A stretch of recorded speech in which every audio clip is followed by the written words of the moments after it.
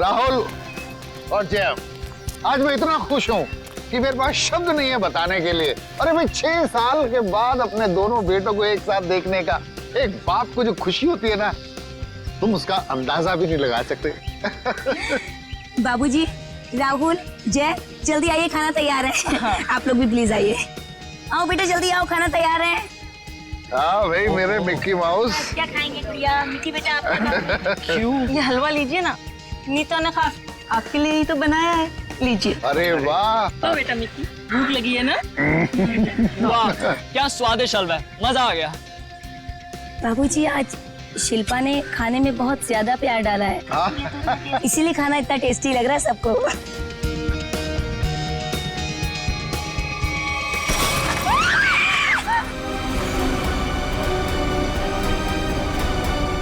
ये क्या?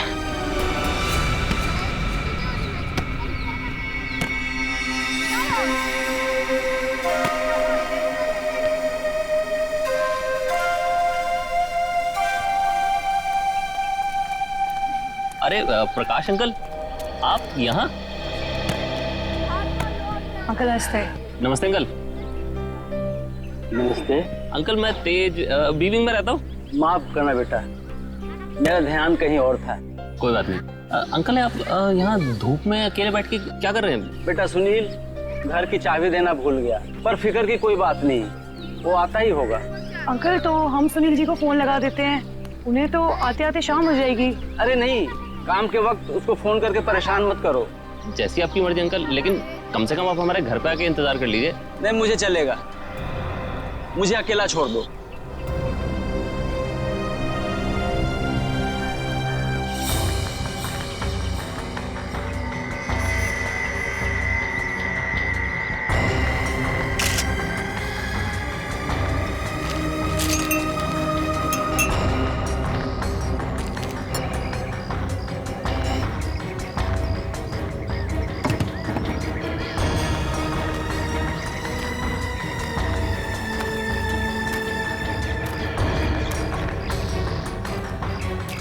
एक बात बताइए जी, आप सब लोग यहाँ पर खाना खाने बैठे थे है ना, तभी ये हाथ खाने में गिरा?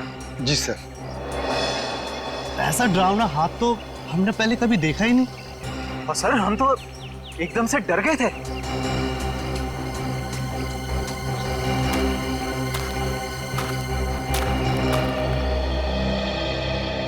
सर आपने हाथ तो देखा ही ना सर, गला नहीं है लेकिन खून पूरी तरह से सूख चुका है। बहुत बुरी हालत से काटा है ये हाथ। अगर ये हालत इस हाथ की है, वही सोच रहा हूँ जिसका ये हाथ काटा गया है उसके और शरीर के हिस्से का किया होगा। सर क्या ये हाथ देख के हम पता नहीं लगा सकते कि ये आदमी का हाथ है या किसी औरत का हाथ है? ये तो साळुंखे बताएगा, उसका काम है।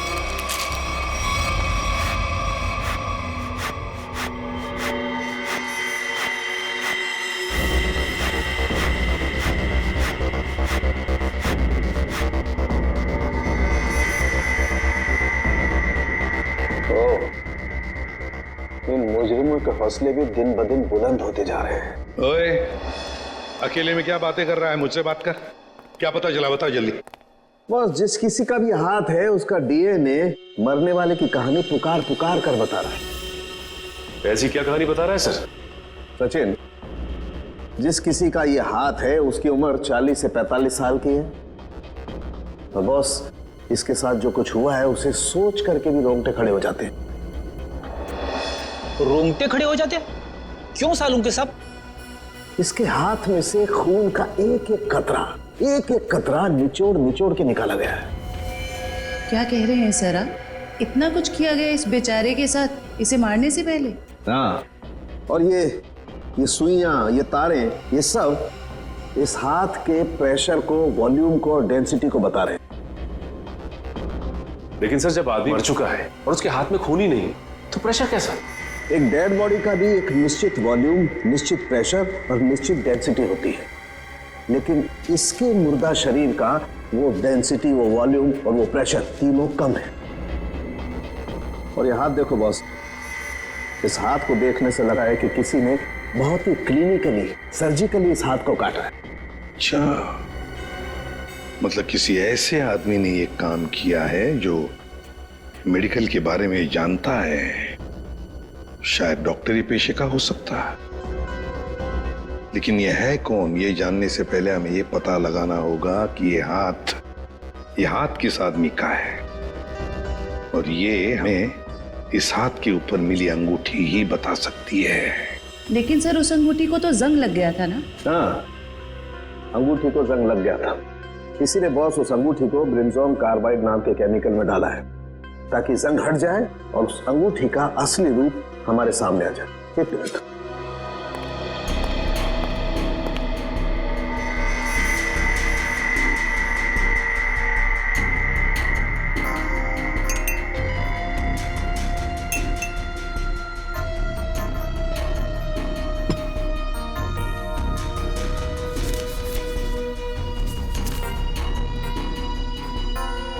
ये देखो बॉस,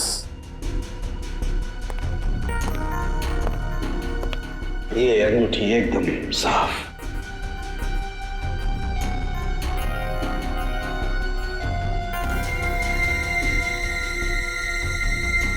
ये क्या है? इस अंगूठी के अंदर 2 अल्फाबेट्स इनग्रेव किए हुए हैं, RV। सर, ये 2 अक्षर R और V, इनसे कैसे पता चलेगा उस आदमी के बारे में? यही तो हमारा काम है ना फ्रेडी, पता लगाना। सिर्फ इन 2 अक्षरों से, R और V। फ्रेडी, इससे भी छोटे सुराग से हमें पता चल सकता है मुजरिम कौन है। सर, हो सकता है ये आरवी मरने वाले के नाम का इनिशियल हो सकते हैं, और सचिन ये भी हो सकता है कि वो इनिशियल्स RV पत्नी के भी हो। वो अंगूठी शायद शादी की अंगूठी हो। सर, एक और बात, वो अंगूठी प्लैटिनम में बनाई गई थी। सर, ऐसी अंगूठियां आसानी से बाजार में मिलती नहीं है, खास ऑर्डर देकर बनवाई जाती है। बिल्कुल सही। बस उस अंगूठी का फोटोग्राफ शहर में जितने भी जौहरी है उन सबको भेज दो। पता चल जाएगा किस जौहरी ने वो अंगूठी बनाई थी और किसके लिए। RV। Yes sir. सर, एक बात समझ में नहीं आ रही कि अगर ये खूनी आरवी को मारना ही चाहता था तो आसान मौत भी तो दे सकता था। ये काटने की क्या जरूरत? सचिन मरने वाले की पहचान छुपाना चाहता था, वो पहचान छुपाना चाहता था। सर आपसे मिलने कुछ लोग आए हैं और वो कह रहे हैं कि अर्जेंट है। बुलाओ। आइए। नमस्ते सर। आइए, बताइए क्या बात है? सर, एक बहुत ही बड़ी मुसीबत आ गई है, बस आप ही हैं जो हमारी मदद कर सकते हैं। मुसीबत? कैसी मुसीबत? सर, हम लोग मोतीलाल नगर की रोज सोसाइटी से आए हैं। हमारे बिल्डिंग में एक बुजुर्ग रहते थे, प्रकाश जी। रहते थे मतलब? क्या आप नहीं रहते? सर, कल तक तो थे। सोसाइटी के पार्क में बैठे हुए देखा था हमने उन्हें, बोरिया बिस्तर बांध के बैठे थे। तो आप लोगों ने जाकर उनसे पूछा नहीं कि क्या बात है, क्या तकलीफ है, हैं? पता नहीं सर, हमने उनसे पूछा तो कुछ अजीब सा बड़बड़ाने लगे। सर, उनके बाहर बैठने की कुछ ना कुछ वजह जरूर है। क्या वजह हो सकती है? सर, उनका सौतेला बेटा सुनील बहुत ही ज्यादा बदतमीज और झगड़ालू किस्म का इंसान है वो। सर, हमें लगता है उसी ने ही सामान सहित अपने पिता को घर से बाहर निकाल दिया है। पता नहीं कहाँ होंगे वो। हो सकता है वो अपने ही घर वापस चले गए हों। घर में चेक किया आपने? हम लोग गए थे वहां पे, वो वहां नहीं थे, और हमने सुनील से पूछा तो उसने बोला कि उसे पता नहीं है। सर, उससे उनकी कोई परवाह नहीं है। सुनील? हेलो? हाँ? कहाँ पे? एक मिनट, आप क्या नाम बताया आपने? मालती? ठीक है, देखिए आप लोग चिंता मत कीजिए, आप सिर्फ उनकी फोटो भिजवाइए हमें, हम देखते हैं। सर, मालती नाम की हाउसवाइफ इंदिरा नगर से गायब है सर। इंदिरा नगर से मालती और मोतीलाल नगर से एक बुजुर्ग, दोनों के दोनों गायब है। इन दोनों के घर जाना पड़ेगा, पूछताछ करनी पड़ेगी।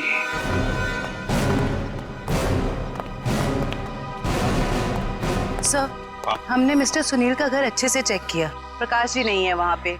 और ना ही कोई ऐसा सुराग मिला है जिससे प्रकाश जी के बारे में कुछ पता चल सके। सर मैंने कहा था ना कि मुझे कुछ नहीं पता कि वो कहाँ चले गए। प्रकाश जी तुम्हारे सौतेले पिता थे, तुम्हारे उनके साथ अक्सर झगड़े हुआ करते थे, है ना? क्यों? सर झगड़े होते थे, पर किस घर में झगड़े नहीं होते। इसमें सौतेली वाली बात कहाँ से आ गई सर? सगे बाप बेटों में भी तो झगड़ा होता है ना। मैंने उन्हें हमेशा सगे से ज्यादा समझा। अगर इतना प्यार था तो फिर उन्हें बाहर क्यों छोड़ दिया? सर उन पे घर की डुप्लीकेट चाबी थी, चाहते तो घर में बैठ सकते थे। सर मुझे तो लगता है कि इन दोनों ने मजबूर किया होगा उन्हें घर छोड़ने के लिए। ये आप क्या कह रहे हैं सर? हम ऐसा क्यों करेंगे? सर आपको क्या लगता है मैं अपने पापा के साथ कुछ गलत करूंगा? सर मेरे पापा को ढूंढ के ला दीजिए। हाँ, प्रकाश जी को तो हम ढूंढ कर निकालेंगे ही निकालेंगे, वो तो हमारा फर्ज है। लेकिन एक बात याद रखना, अगर पता चला तुम लोगों ने अपने पिताजी के साथ कोई गैर बर्ताव किया है तो अच्छा नहीं होगा, समझे?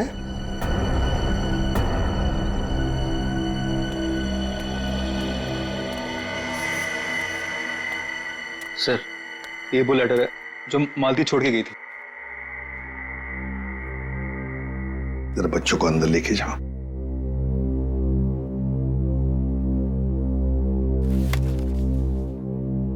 मैं मालती अपने पूरे होश में बिना किसी दबाव के ये खत लिख रही हूं। मैं अपनी रोजमर्रा की आम जिंदगी से इस घर गृहस्थी से तंग आ गई हूं और अपनी मर्जी से छोड़ के जा रही हूं। मुझे माफ कर देना विनय, माफ कर देना राहुल। कुछ दिन आप सबको बहुत तकलीफ होगी मेरे बिना, मगर फिर आदत पड़ जाएगी। मेरे वापस आने की उम्मीद मत रखना, हमारा साथ यहीं तक ही था। मालती। सर ऐसे कैसे कोई पत्नी अपने बसे बसाए घर को छोड़ के जा सकती है? वही तो। वो मैं कल बच्चे को स्कूल छोड़ने गई थी ना, तब वो मुझे वहां मिली थी, तो मुझे उसका बर्ताव कुछ अजीब सा लगा। कुछ अजीब सा लगा मतलब? कैसा लगा आपको? मतलब वो बच्चे के सामने रो रही थी। सर हमेशा अपना और पापा का ख्याल रखना। आप कहीं जा रहे हो क्या? मैं भी चलूंगा आपके साथ। नहीं बेटा, मैं कहीं नहीं जा रही। और रोते रोते उसने बच्चे को वैन में बिठाया और वो सब्जी लाने के लिए चली गई, और जाते जाते उसने अपना मोबाइल फोन भी तोड़ दिया। ये तो बड़ी अजीब बात है। कैसे गई वो वहां से? वो ऑटो से गई सर। और कहाँ गई कुछ पता चला? मेरा मतलब है क्या सुना आपने? नहीं, मैं सुन नहीं पाई सर। चलो ठीक है, thank you very much. Sachin, Motilal Nagar और इंदिरा नगर के जितने भी रिक्शा वाले हैं उन सबको प्रकाश जी और मालती के फोटोग्राफ्स दिखाओ। एक्सक्यूज मी भाई साहब, इस आदमी को आपने यहाँ कहीं देखा क्या? नहीं सर, इनको कभी नहीं देखा। अरे आप ध्यान से देख के बताइए, हो सकता है कभी आपकी टैक्सी में बैठे हो। टैक्सी में तो दिन भर में बहुत लोग बैठते हैं साहब, हर किसी का चेहरा याद रखना मुश्किल रहता है। शुक्रिया।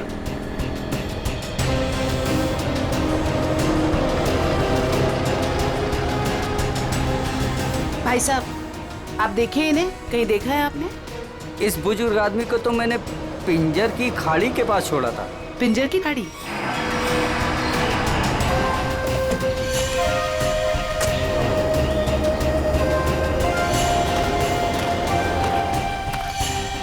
साहब ये औरत कल पक्का मेरे साथ मेरे ही ऑटो में गई थी। अरे मैडम, यहाँ इस सुनसान जगह पे कहाँ रुकवा दिया ऑटो? आगे सारा जंगल ही जंगल है। और साहब एक और बात बताऊं, वो औरत ना मुझे बड़ी अजीब सी लग रही थी साहब। पूरे रास्ते रोती हुई गई और मोटी डोंगरी की गुफा के पास इसने मेरी ऑटो रुकवाई और उतर के चली गई। मैंने कहा भी कि मैडम अपने बाकी के पैसे तो लेती जाइए, लेकिन उसने पीछे मुड़कर देखा ही नहीं, बस जंगलों की तरफ बढ़ती चली गई साहब। ठीक है भाई। जी सर। अरे जयवंती जरा देखो, देखो जरा ये टैब में मोटी डूंगी की गुफा और पिंजर की खाड़ी। सर ये दोनों इलाके तो कुलवाड़ी के जंगलों के आसपास हैं। काफी सुनसान इलाका लग रहा है सर। हाँ, इस इलाके में 20 किलोमीटर तो जंगल ही जंगल है, लेकिन ये दोनों ऐसे घने जंगल में उतरे क्यों?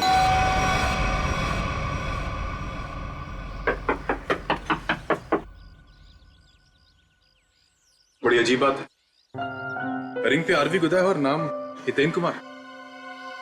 हो सकता है इस घर के किसी और सदस्य के नाम के इनिशियल्स हों ये, क्योंकि उस जौहरी को पूरा यकीन था कि इस रिंग का ऑर्डर इसी घर में से किसी ने दिया है। जी कहिए। नमस्ते, हम सीआईडी से हैं। सीआईडी? अंदर आइए।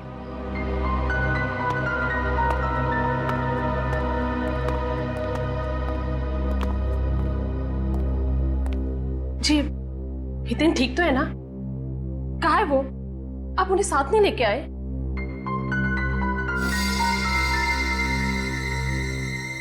क्या आप इस अंगूठी को पहचानती हैं?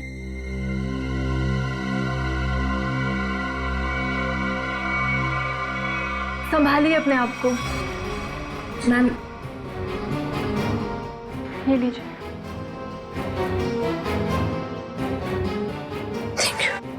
क्या आप बता सकती हैं कि इस अंगूठी पर जो आरवी इनिशियल्स बने हुए हैं, इनका क्या मतलब है?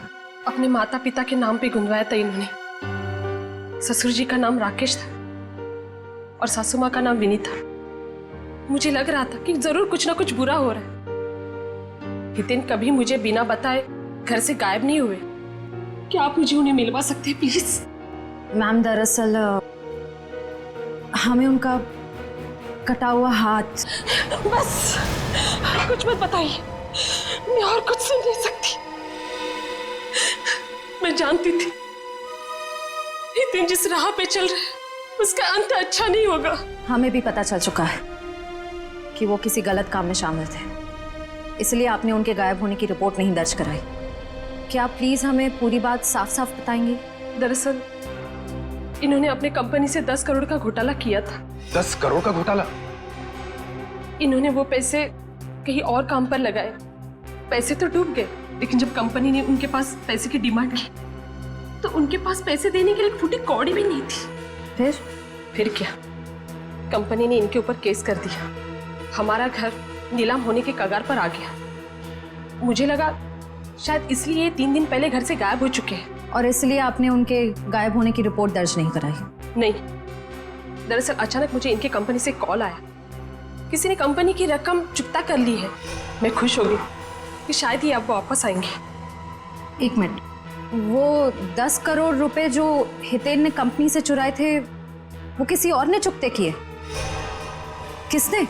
पता नहीं, किसी ने इनके कंपनी के अकाउंट में वो रकम डलवा दी थी और एक चिट्ठी छोड़ी कि ये रकम वही है जो हितेन ने उनकी कंपनी से ली थी। बड़ी अजीब बात है मैम, कोई और हितेन के पैसे क्यों चुकाएगा, वो भी 10 करोड़? इसके पीछे जरूर कोई गहरा राज है।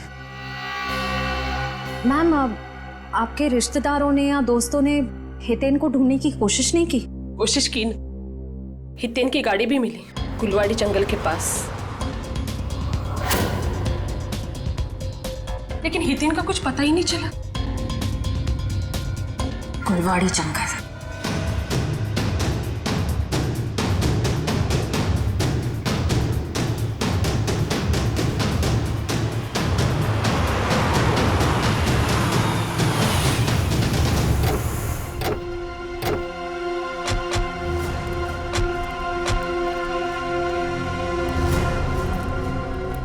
सर, ये जंगल तो काफी डरावना है।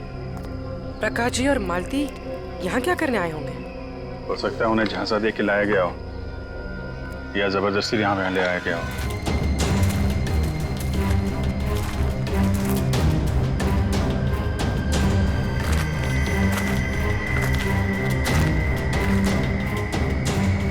इतने सारे कपड़े, ये जूते, ओह माय गॉड। खून देखा? Oh no.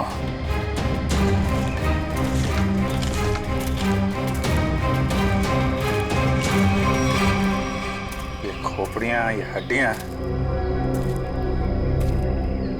ये जंगल के अंदर चल क्या रहा है?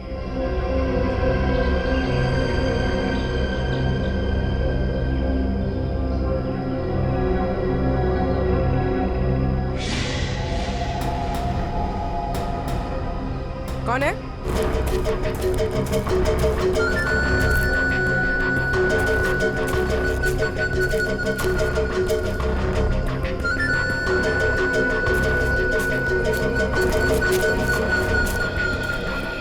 क्या हुआ? वहां तो कोई नहीं है सर। सर वहां पे कुछ था सर। सुनसान जंगल में कौन हो सकता है? ये तो सारे कपड़े, जूते और ये हड्डियों को देखकर लग रहा है कि अलग अलग उम्र के लोगों को शिकार बनाया गया है। बहुत खतरनाक अपराधी है। मासूम भोले भाले लोगों को यहाँ बुला के मार डालता है।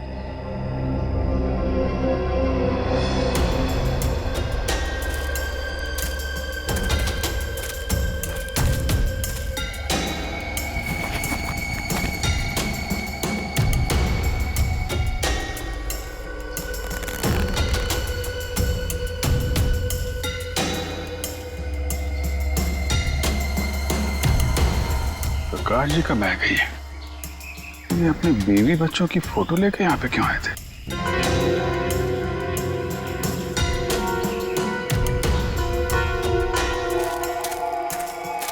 ए रुको! क्या हुआ? सर वहां पर कुछ अजीब सा था सर। गाड़ी क्या हुआ सर? सर जंगल में कोई आया है? तुम लोग देखो जरा जाके।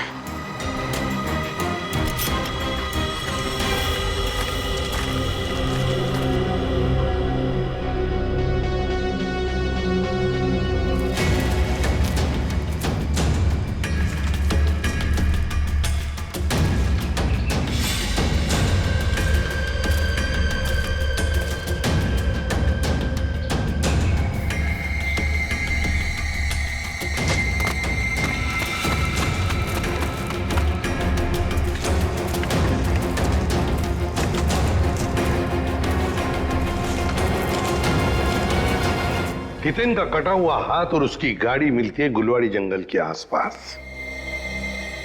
समझ में नहीं आ रहा, पता नहीं क्यों सचे मुझे ऐसे लग रहा है कि हितेन का केस, मालती का केस और प्रकाश जी का केस, इन तीनों केसेस का आपस में कोई ना कोई संबंध है, कोई ना कोई संबंध है।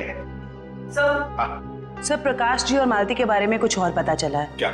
सर ठीक हितेन की तरह ही प्रकाश जी और मालती दोनों कर्जे में थे। प्रकाश जी के बेटे को 5 लाख रुपए देने थे और मालती जी का घर गिरवी रखा था। सर दोनों के गायब होते ही इन दोनों का कर्जा किसी ने चुका दिया। हितेन भी कर्जे में था, मालती भी कर्जे में थी, प्रकाश जी भी कर्जे में थे। तीनों के तीनों गायब होते, तीनों के तीनों आखिरी बार दिखाई पड़ते हैं गुलवाड़ी जंगल के आसपास। काम करते हैं उस लाइन पर, गुलवाड़ी जंगल के लाइन पर जितने भी ऑटो रिक्शा वाले और टैक्सी वाले धंधा करते हैं, सबको यहां लेकर आते हैं। सब हम लोगों को क्यों बुलाया?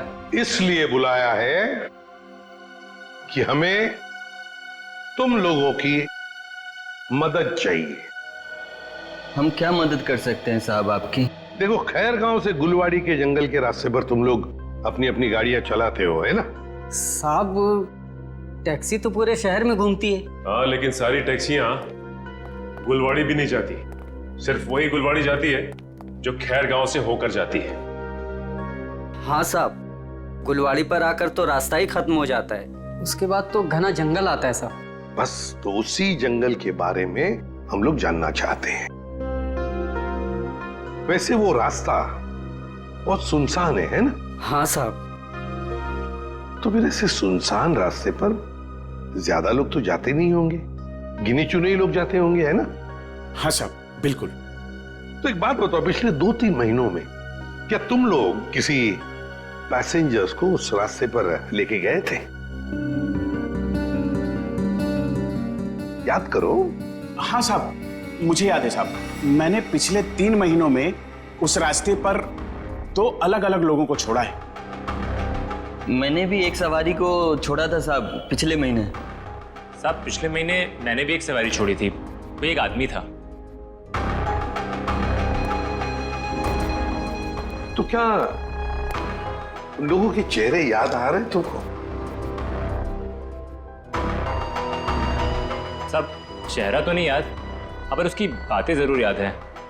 बहुत परेशान था वो, किसी से फोन पे कह रहा था कि मैं आ रहा हूँ, कुछ परेशानी तो नहीं होगी ना? साहब मुझे याद आया, मालती जी के अलावा मैंने एक लड़की को भी छोड़ा था और वो लड़की पूरे रास्ते रोती रही। साहब मुझे तो लगता है कि वो लड़की घर छोड़कर भाग कर आई थी। हाँ साहब, और गुलवाड़ी के रास्ते पर उतर गई वो। मैंने अपने सवारी से बोला था यहाँ पर ऑटो और टैक्सी नहीं मिलेगा साहब, पर उसने कोई जवाब ही नहीं दिया। सर ये तो बिल्कुल प्रकाश और मालती के केसेस जैसा है। आश्रया, ये तीनों के तीनों केसेस एक जैसे ही हैं और जरूर और भी ऐसे केसेस होंगे, लेकिन हितेन, प्रकाश और मालती, इन तीनों के जिसने भी कर्जा चुकाया है उसी ने इन तीनों को गायब भी किया है। समझ में नहीं आ रहा है ये सब करने के पीछे ये खोने का मकसद क्या है? मकसद तो पता नहीं अभिजीत, लेकिन इतना जरूर कह सकती हूँ कि ये एक हॉट ब्लडेड मर्डर है। सोचा समझा किया गया अपराध जो किसी पढ़े लिखे आदमी ने किया है। पढ़े लिखे आदमी?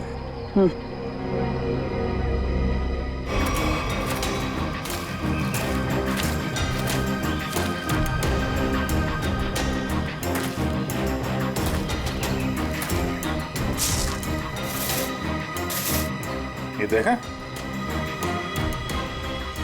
जंगल में पाइप कैसे आ गई? लेकिन नक्शा में तो कोई पाइप वगैरह नहीं थी। वही तो,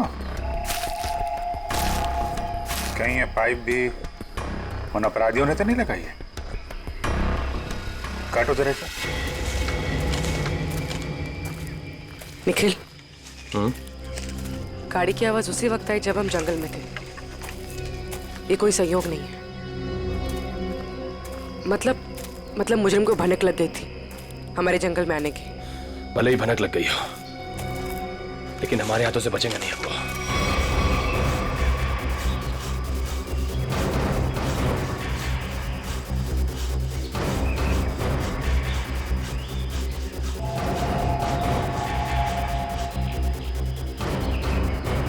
बदबू आ रही है।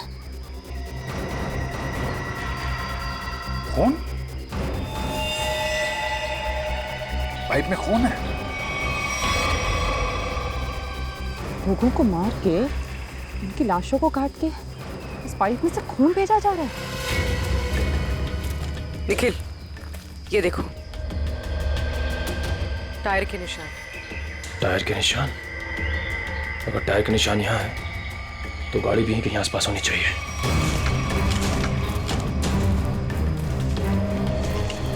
गाड़ी उस तरफ है,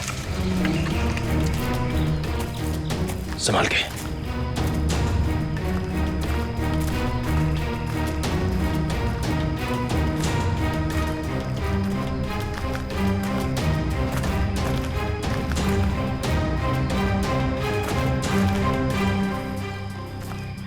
यहाँ तो आसपास कोई नहीं है। इंजन अभी भी गर्म है, मतलब जो कोई भी इस जीप में आया है यहीं आसपास है। इतने सारे डब्बे?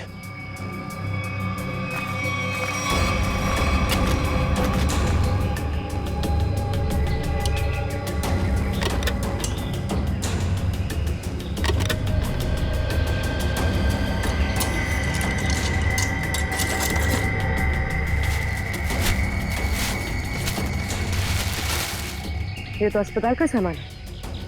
यहाँ इस जंगल के बीच क्या कर रहा है? वही तो।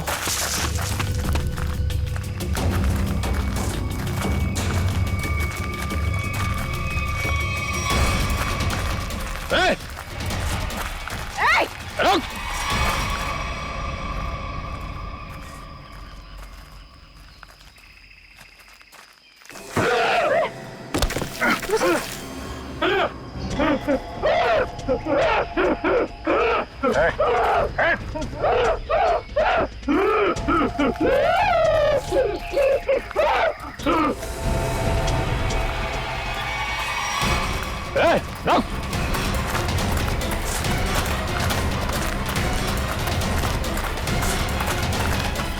देखो क्या क्या है, क्या बात है?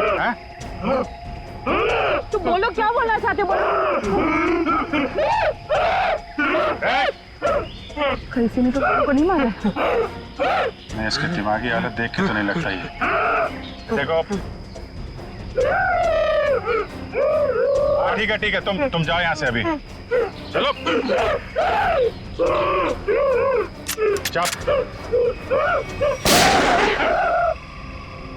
तुमने गोली क्यों मारी? वो बेचारा डर के भाग गया। वापस आके इसको बचा लेंगे।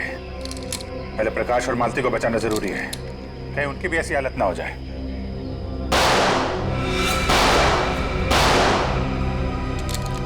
गोली की आवाज? कहीं निखिला पूरी मुसीबत में तो नहीं? लेकिन उन्हें ढूंढेंगे कैसे अभी? जिधर से गोली की आवाज आई है उधर। देखो प्लीज, जब तक मुझे पैसे नहीं मिलेंगे तुम फोन पे ही रहना।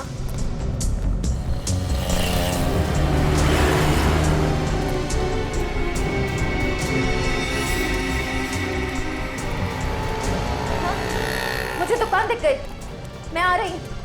नहीं, तुम फोन मत रखना प्लीज, मैं पहुंच गई।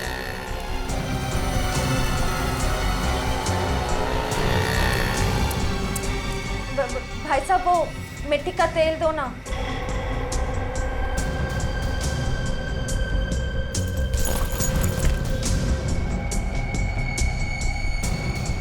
मैं सीआईडी ऑफिसर हूं, सीधे से बता दे किसके इशारे पे तूने मुझे बैग दिया, वरना ससुराल की सैर करनी पड़ेगी।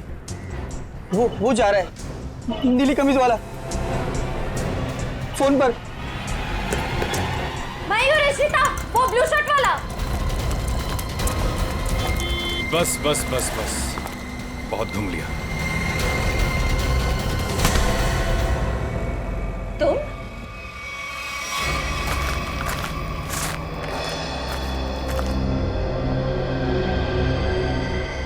घसीटने के निशान।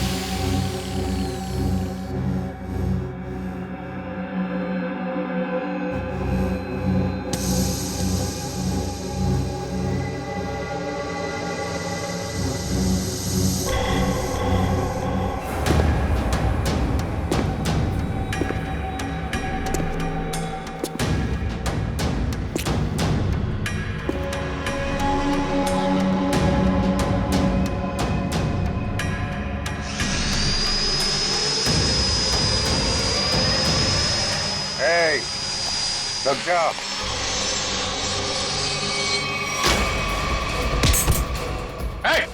रुक जाओ, नहीं तो इसकी खोपड़ी उड़ा दूंगा।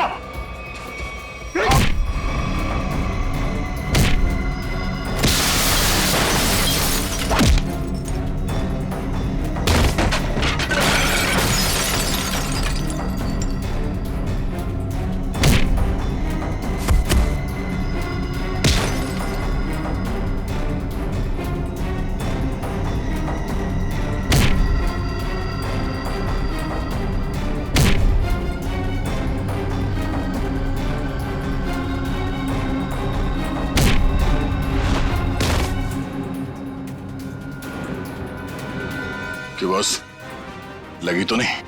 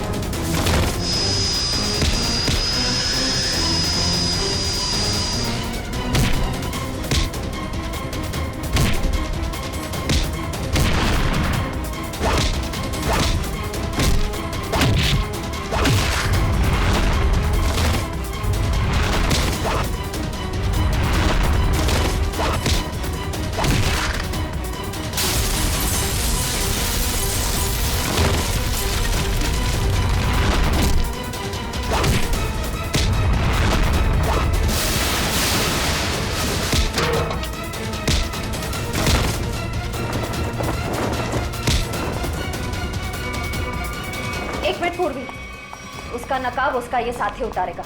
उतार उसका मास्क। सर, ये वो लेटर है जो मालती छोड़ के गई थी।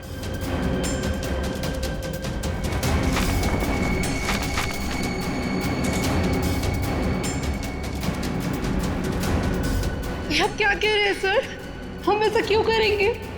पैसों की लालच में तुम इतनी गिर गई, तुमने इंसानियत को शर्मसार कर दिया। यहाँ तक कि अपने पिता समान ससुर तक को नहीं छोड़ा तुमने।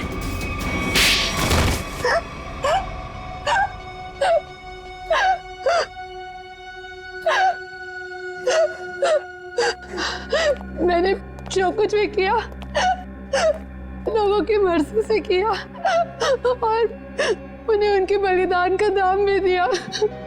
गलत। लोगों की मजबूरी का नाजायज फायदा उठाया तुम लोगों ने। उनके शरीर के अंगों का काला कारोबार कर रहे थे तुम लोग। क्यों? क्योंकि आपकी सरकार ने मेरा डॉक्टर का लाइसेंस कैंसिल कर दिया था। कमाल है, तुम्हारा लाइसेंस रद्द कर दिया तो तुमने लोगों को मारना शुरू कर दिया।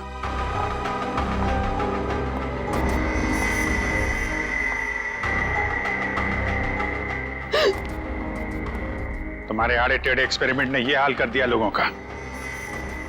शर्म आनी चाहिए तुम दोनों को।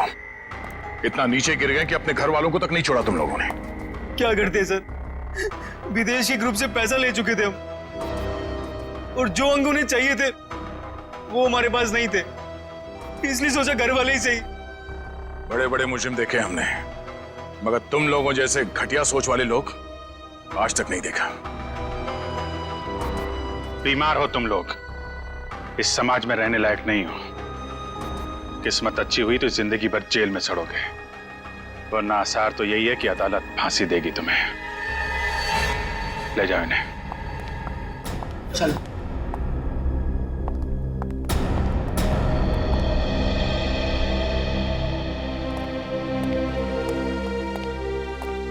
इनका किसी अच्छे अस्पताल में इलाज करवाते हैं। चलो।